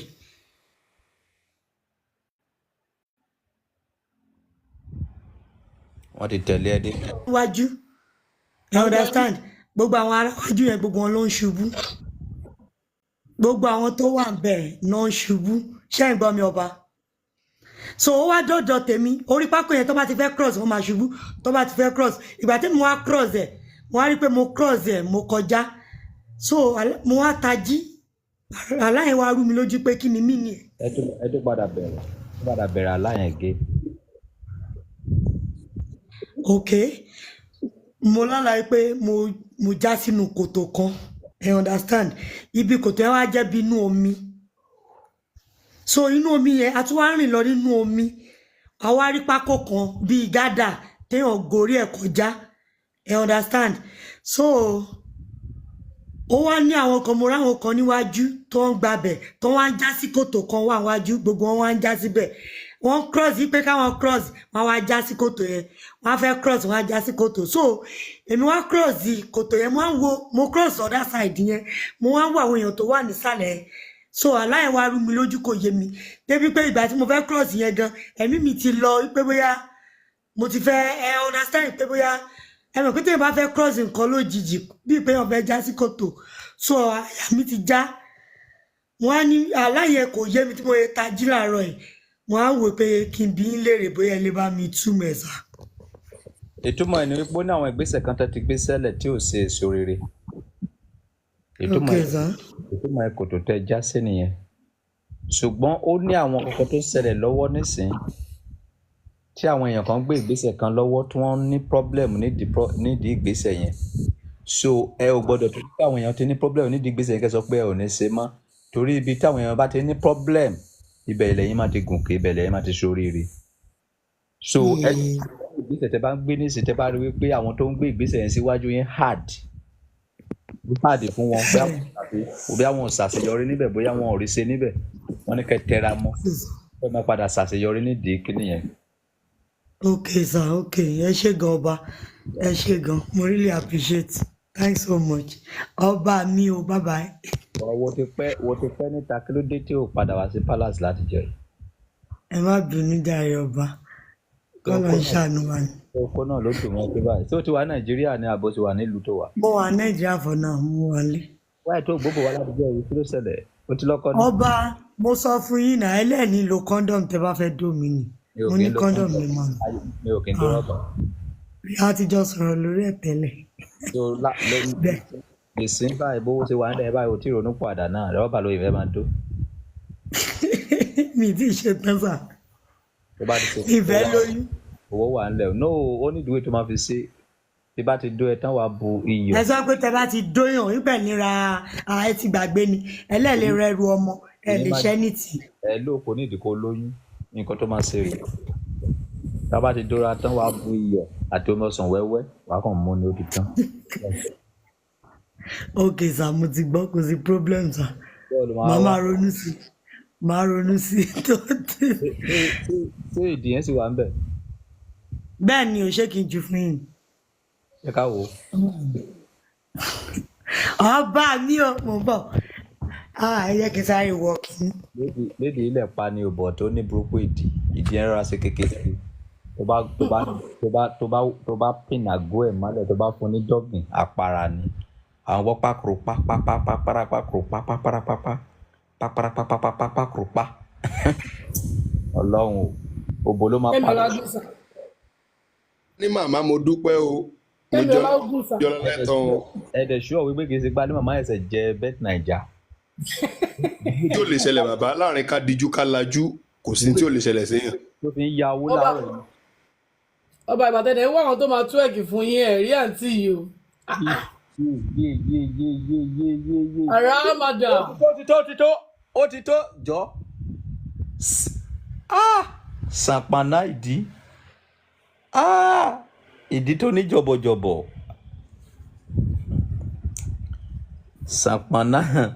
sàpànà ìdí jọ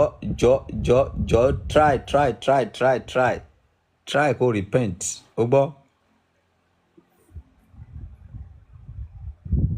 try kó repent please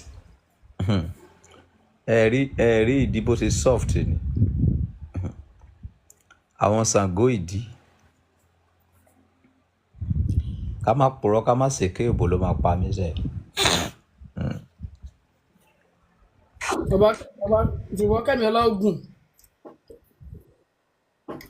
Adéọlá ẹ káàbọ̀ mà Madam Adéọlá. Ẹ káàárọ̀ sà. Ẹ fà Madam Adéọlá ẹ káàárọ̀ mà. Yes ma. Mo fẹ́ béèrè yes ma. Mo fẹ́ béèrè like mo fẹ́ kó bá mi túmọ̀ àlá kan. Ẹ go ahead. Okay. Like mo máa ń lálàá pé nǹkan kan like pé like èèyàn báyàn ní nǹkan pọ̀ like èmi like lójú oorun.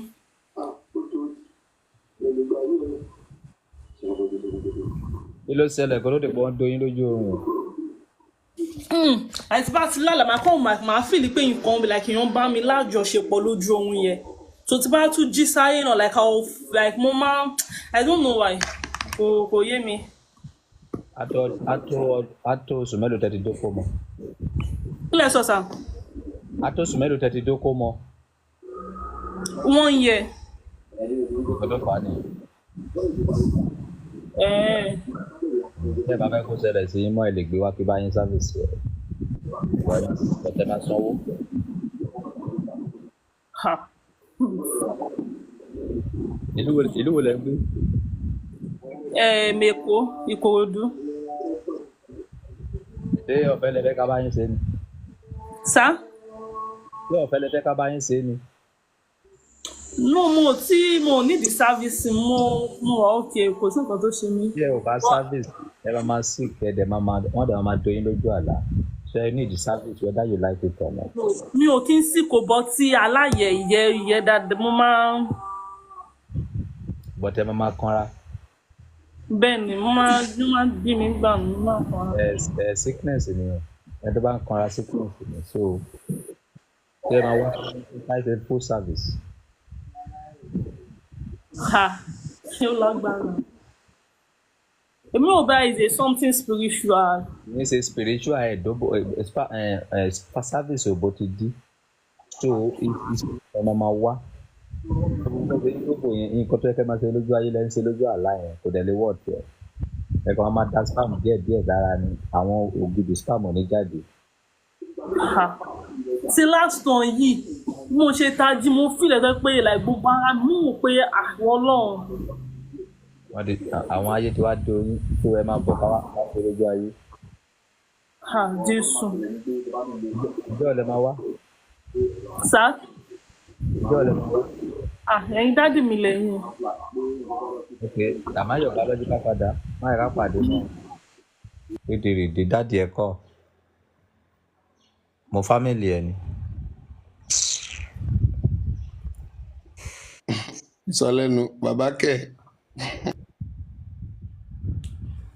Àmáyọ̀ biological father. Olórí Adébánjọ. Ẹ káàárọ̀, kí lẹ ní fọ́ba? Mo nídìí ìrànlọ́wọ́ wọn. Irú ìrànlọ́wọ́ wo? Ìrànlọ́wọ́ owó. Ṣé ti marry? Bẹ́ẹ̀ni tẹ́lẹ̀ bọ̀ single mother ní mí báyìí. Kí lẹ ṣe tẹ́lẹ̀? Kí lẹ fẹ́ fowó ṣe? Mo fẹ́ fi san school fees àwọn ọmọ mi. Over to you, sir. Ṣé tẹ bá rẹ̀ ní tó wọn máa tọ́jú tó dẹ̀ wọn báyìí máa sanwó sọ àmọ́ ẹsẹ̀ máa kọ́. Sá. Ṣé tẹ bá rẹ̀ tó wọn máa tọ́jú tẹ wọn máa dóra yín tẹ wọn máa tọ́jú yín tó dẹ̀ wọn máa sanwó sọ àwọn ọmọ ẹsẹ̀ máa fẹ́. Bẹ́ẹ̀ni sá. Ẹ dìde káwọ́ ọkọ tẹ ní. Ẹ̀yin ọkùnrin wà tá láti.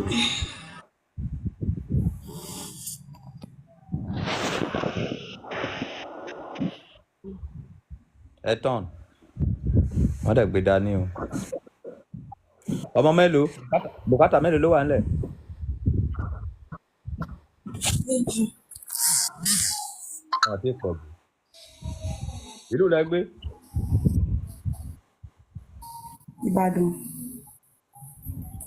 Ó yá ẹ pé account number yín sí comment section àti phone number yín. Okay. 90 58 32 1192 OPay. Ọ̀kan láwọn Victoria. 90 58 38 1192. 90 58 32 1192. OPay. Ọ̀kan láwọn Victoria. Wọ́n ní èlò lẹ need. Nọ́mbà mi náà nìyẹn. Wọ́n ní èlò lẹ need. Gbogbo bóyá bíi 75. Ó padà pé account wọn.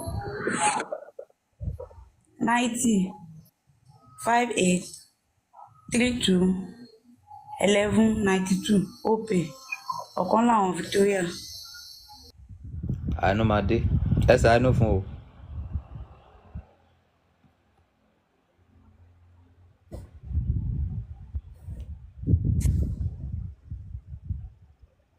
Okay. Madam Ọmọfẹ́, ẹ káàárọ̀. Ẹ káàárọ̀ ma. Yes ma. Kí lẹ fẹ́ kọ́ bá ṣe fún yín? Mo kàn fẹ́ kọ́ bá mi explain àlá yìí. Okay, go ahead. So lójú irun yẹn mo rí i pé èrò pọ̀ bẹ́rò yẹn ṣe wá pọ̀ àzìn ìyẹn ní etí odò ni o mo wá rí i pé wọ́n wá mú bí kán fi adé déyàn ní orí lójú ìran yẹn so àwọn tó wá wà níbẹ̀ wọ́n wá wọ white mo wá ní à kí ló ṣẹlẹ̀ bí mo ṣe tají nìyẹn.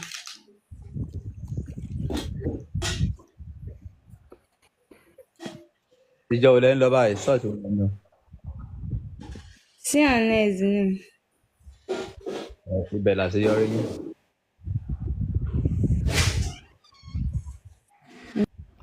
ó yá àfáà ẹ sọ oògùn tẹ́ sọ pé fẹ́ sọ fáwọn èèyàn. ẹ ṣeun sà mo kí gbogbo ilé àdúrà ó gbà ọba Solomon Ọlọ́run ní tí fi kú tó yáwọ́ pa yín báyìí àwọn ọmọ yín àwọn ìyàwó yín wọ́n ní di ẹrù àrùká fún yín ẹ̀yin fúnra yín ò ní di ẹrù àrùká láṣẹ Èdùmàrè ẹ lẹ́mìí gígùn ẹ lálàáfíà ẹ gbó ẹ tọ́ bí mo bá ṣe fẹ́ kórí fún yín kọ́lọ́run Elédùmarè kó san fún mi náà. Àmín.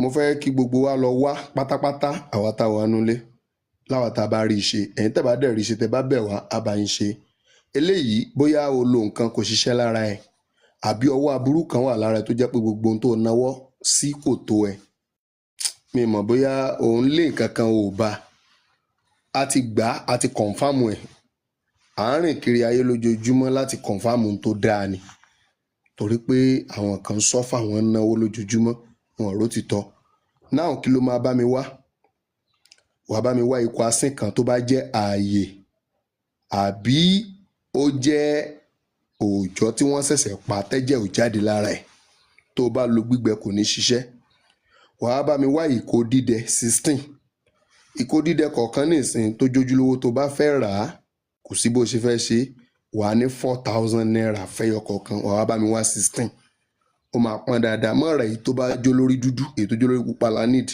wàá bá mi kó yí èkó asín yẹn round ó bá mi wá atare tó bá gbó dáadáa wàá bá mi wá 16 wàá kó náà round tó bá ti wá kó round báyẹn wàá bá mi jó tó bá ti jó tán ó wá ní bó ṣe máa ṣe sórí bí mo ṣe ṣe àyà yìí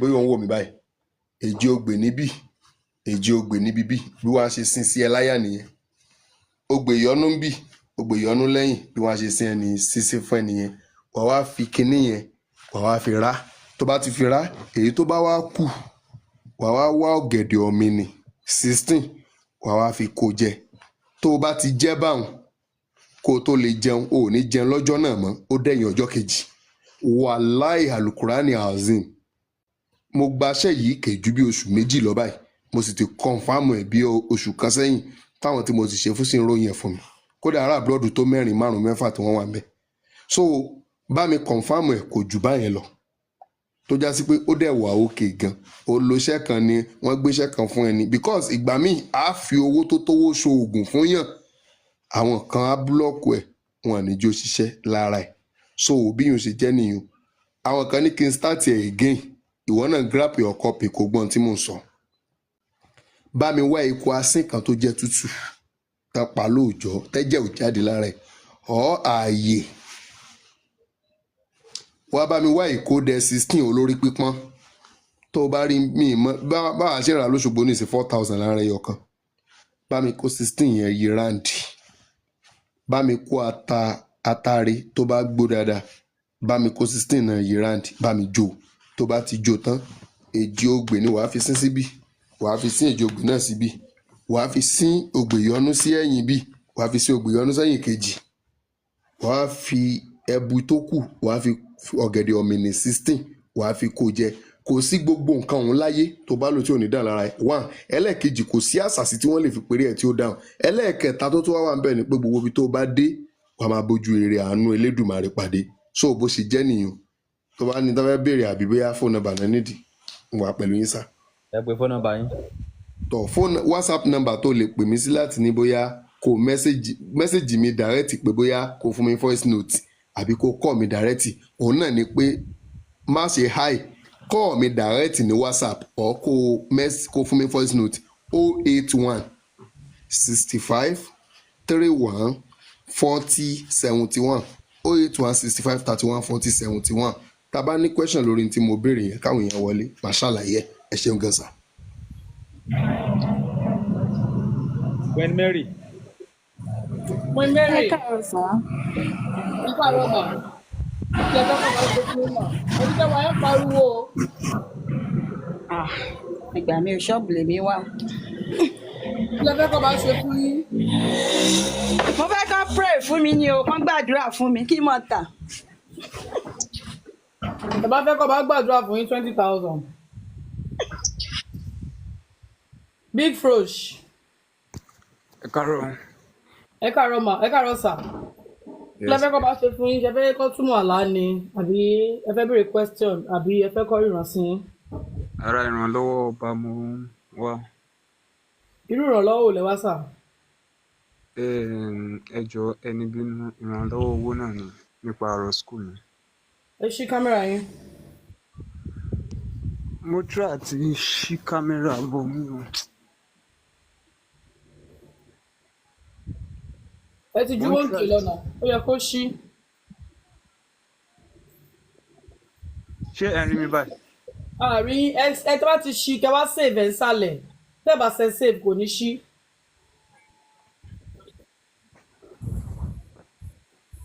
Ṣé ẹ rí mi báyìí? Ẹ fọwọ́ bò ó. Àbẹ gbé sókè ni.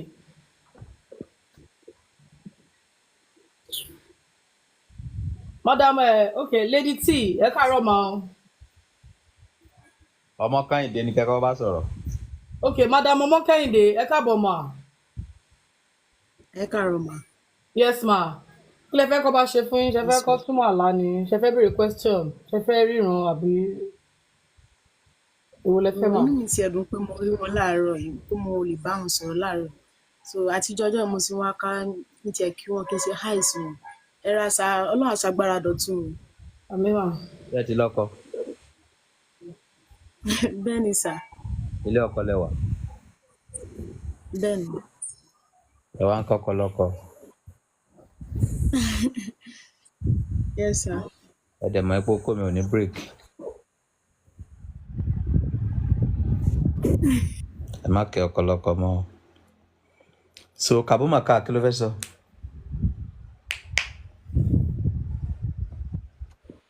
Ọba àwọn kété mà tí yóò bá ti sọ̀rọ̀ lọ́jọ́ kan kí n má balẹ̀. Kabumaka. Tá a ṣe sọ̀rọ̀ lánàá ara mi ò balẹ̀ afá ẹ̀ káàrọ̀. Ọba bá náà ti. Bí o ṣe rí sí yẹn kò jẹ́ kí n gba tiẹ̀ mọ́ sọ. Ọba àwọn kèkó ń ṣe gbogbo ìgbà lẹ́yìn kéèyàn máa fi èmi kàn máa láì kí máa múnú ara mi dùn ní ṣẹ́gẹ̀ torí ẹ̀. At least lẹ́ẹ̀kọ̀ọ̀kan tó bá ti wá sórí life hello bàbá mi gba 1 million yìí owó ọ̀kọjá 20,000 ní 5,000.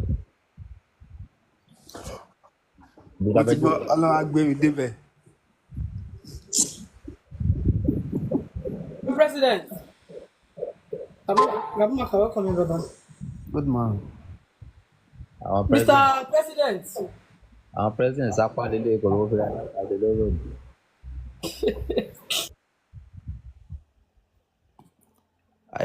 Ẹlòmíì ló ń dènà ara ẹ̀. Ẹni tí ò rí ṣe tó ń jẹ́ president. Báwo ló ti fẹ́ rà láàánú? Tó gbé gòdù sọ́rùn. Kì í dẹ́ pé bí owó náà ti wà lọ́wọ́ wọn púpọ̀.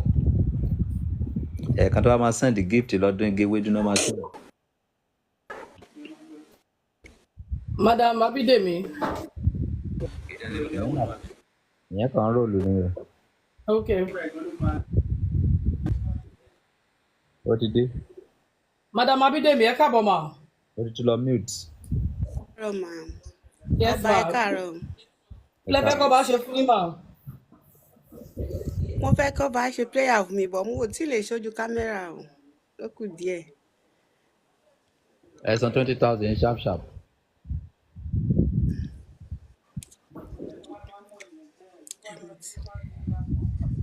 Ẹ gbọ́ nǹkan tó bá sọ mà. Gbọ́ nǹkan tó bá sọ. Ṣé kí n gba account number ni? Fọ́ọ̀nì náà mo máa fi ṣe mo láti mute náà tó ṣe. ẹ lọ sí Okay, ma. comment section tẹ bá ti dé comment section tẹ máa wọ́n máa pè fún yín tẹ bá ti send the comment fẹ́ ti send. Okay. Ọmọ gbé padà sókè. Okay, 30, 400, 31, 258. 30, 400, 31, 258. First Bank.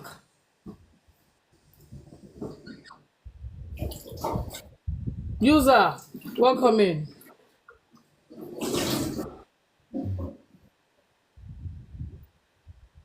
User.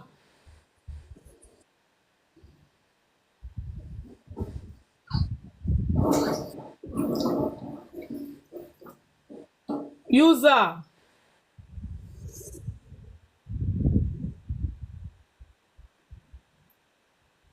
Prophet, ẹ káàbọ̀ sá o.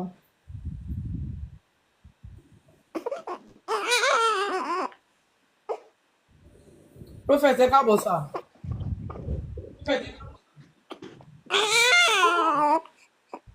Prophet, ẹ káàárọ̀ sá. Abẹ́ káàárọ̀ dẹ̀bi. Yes, sir. Ẹ Kí lẹ fẹ́ kọ́ káàárọ̀ bá o. ṣe fún yín, sá? Ọmọ ń Mo ké kí bẹ̀yẹn. mo kí ọ.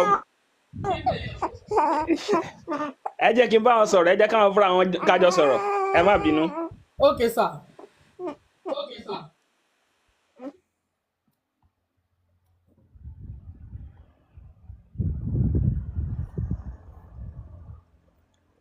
o lè bá president sọ̀rọ̀ bẹ́ẹ̀ ni láì rí àwọn secretary ẹ̀yin tí ò ní respect wọ̀nyí kí la fẹ́ jọ máa sọ.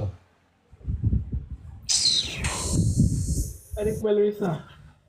Thank you, Ọlá ìpè. Secretary bá ti sọ pé ó bá tó ọba Solomon ìgbà yẹn ló máa sọ̀rọ̀ bá lè dúró dìgbà yẹn já ẹ̀dá. Yes, sir. Thank you. Mr. Flex. Mr. Flex.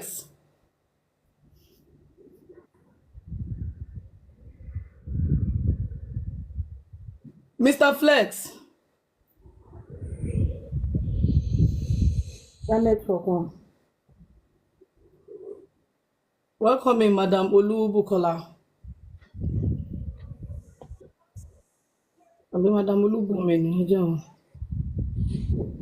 Aunty Nurse. Okay. Ẹ káàárọ̀ mà. Ẹ káàárọ̀ mà. Kí lẹ fẹ́ kọ́ bá ṣe fún yín? Ṣé fẹ́ kọ́ ìrànsí ni àbí ẹ fẹ́ béèrè ìbéèrè? Aunty Nurse. Wá kí wọn ní. Kí lẹ fẹ́ kọ́ bá ṣe fún yín? Ṣé fẹ́ kọ́ ìrànsí ni àbí? Mo kàn wá kí wọn áìdá fáàmì ni wọn. Mo láìkí wọn ni mo fẹ́ kí wọn ní. Ṣé ti marry? Ọba ẹ káàárọ̀ sà. Ṣé ti marry? Yes. Married woman ni? Yes. Okay, Ọba ẹ over to you, káàárọ̀ sir. sà. òbò àwọn married woman ẹ kàn ń rí lòdìlòdì ẹ wà nílé ọkọ ẹ nílé gbé jẹ ẹ máa kí ọkọ lọkọ a ní òkú ọba Solomoni ò ní break ẹ máa kí mi tó bá ti mọ̀ pé òrẹ́dà àti dóko mi ò lè àlejò dóra má kí mi. bọ̀ kábíyèsí ọ̀rọ̀ a ní màmá òye wa mọ́ bá ṣe ń náwó láàárọ̀ ìlágbára o. olówó la ní màmá náà ó kàn ń pretend ni olówó ni wọ́n níwà gidi ni ọmọ òun mi. confam olówó ni wọ́n sà. olówó ni. Madam Ọmọwùnmí. àwọn ọ̀dà. Ọba tó wá jẹ́ pọ́ńtẹ̀sì yín kan. test kìíní. Gbọ́kàn fi àwọn kìíní ẹ̀ wọ́n fi tẹ̀sì yín kọ́ fi wò bẹ́ẹ̀ máa ṣe. èèyàn máa fi disrespect test mi I don't like it. That's true. That's okay. Madam Ọmọwùnmí ẹ káàbọ̀ mà. Kí lẹ fẹ́ kọ́ bá ṣe fún yín? Ẹ ò mute mic yín. ó wá ran etí la wá wò ní ìdọ̀tí tó rántí pé látàárọ̀ bíbí ó ti fẹ́ pé. Ẹ káàárọ̀ sà. Ẹ káàárọ̀. Kí lẹ fẹ́ kọ́ bá ṣe fún yín? Ẹ káàárọ̀. Ọ̀rọ̀ mà. Ǹjẹ́ ká gbàdúrà fún mi ni? Okay, tọ́ba bá gbàdúrà fún yín 20,000 naira ni. Account number. 30. Okay. Kí ni kò yẹn? Ẹ ó dàn yàbí ni mo bọ̀. All right, ma. 30. 400. Ma, ẹ má bínú. 30, 400. 400. 31, Bẹ́ẹ̀ ni mà. 31. 258. 258. First Bank. Báyìí. Ma? First Bank, ma. Okay, ma. Okay, ma. Mo ti kọ́lẹ̀. Fóònù yìí náà máa fi ṣe tí bá ti bọ́lẹ̀. Ẹ ó yẹ bọ́ọ̀lù kẹ lọ ṣe tó bá ti ṣe tó kẹ sẹ́ǹdì kẹsàn-án ẹ ti ṣe wọ́n máa gbé ìpadà sókè. Okay, again bọ́lẹ̀. Again bọ́lẹ̀. Again bọ́lẹ̀. All right, ma. Ẹ ṣe gan, ma. Okay, ma. Ẹ bá ti ṣe kẹ táàgì ọba wọ́n máa gbé sókè. Okay. Okay, ma. Ẹ jẹ́ mi bọ́lẹ̀.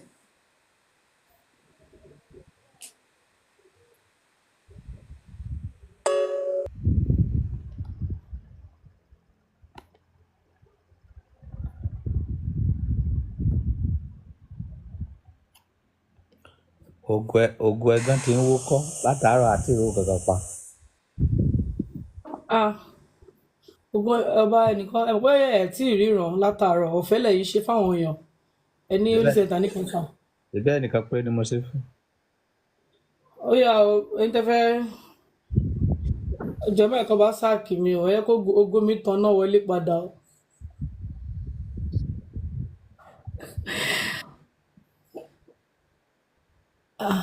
Mr. Philẹ̀ àbí kí ló ń jẹ́ yìí Mr. Philwell.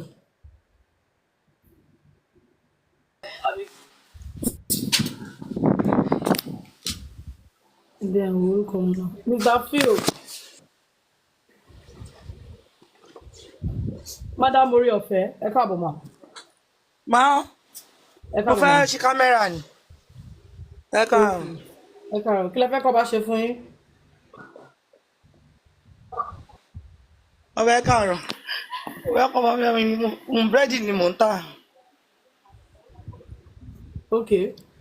So mo wá fẹ́ kí a bá mi polówó ní sàn. Búrẹ́dì mò ń tà ni. Over to you, sir. Ẹ san 500,000 ká bá yín ṣètò lówó.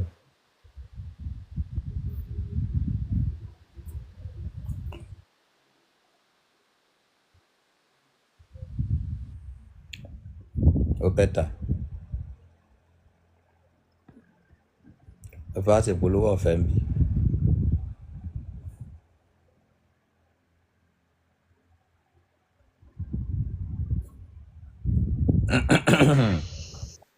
Ó gbọ́ ká lọ́dọ̀ lápá ní ajá fọ́ ògbéra. Bí integrity. Mr. Eniola Tijani. Ẹ káàárọ̀. Ẹ káàárọ̀ sir. Kí lẹ fẹ́ kọ́ bá ṣe fún yín sir? Very very question. Okay, go ahead. Kí ni kí èèyàn máa lálàá pé èèyàn ń fò lójú oorun?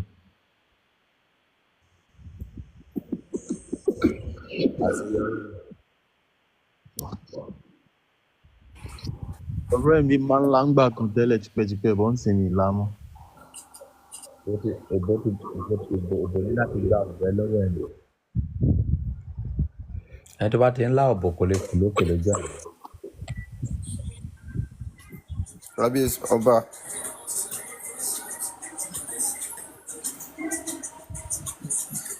Wọ́n ti gbé yín sókè o. Ẹ káàárọ̀ bàbá. Ẹ káàárọ̀ kó. Kí lẹ fẹ́ kọ́ bá ṣe fún yín? Music yẹn ń disturb wa gan. Oh, sorry again.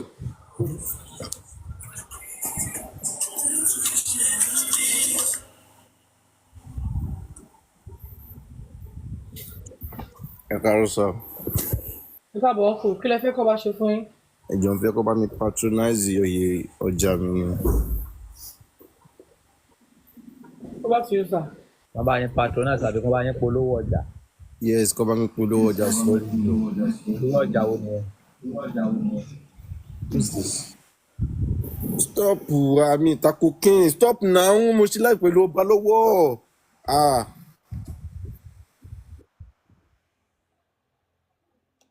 Kí ló ń ṣe òsínwìn?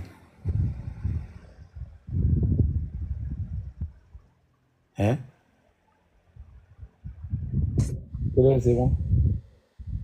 Inú wọn dùn ní sà. Òyìnbó àti rọ́bà.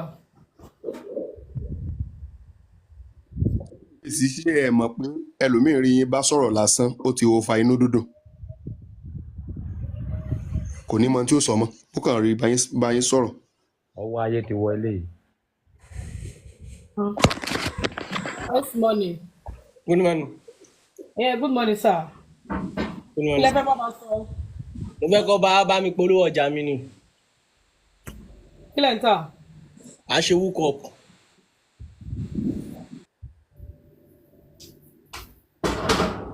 Àwọn ọmọ àlè ti jí. Ẹ bá ti jí wọn kì í ṣòro mọ̀, wọ́n ti débí.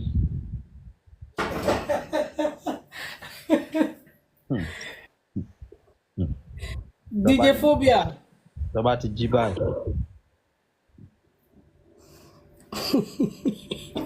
DJ Phobia. Lọ́mọ ìkéyàn rí phobia.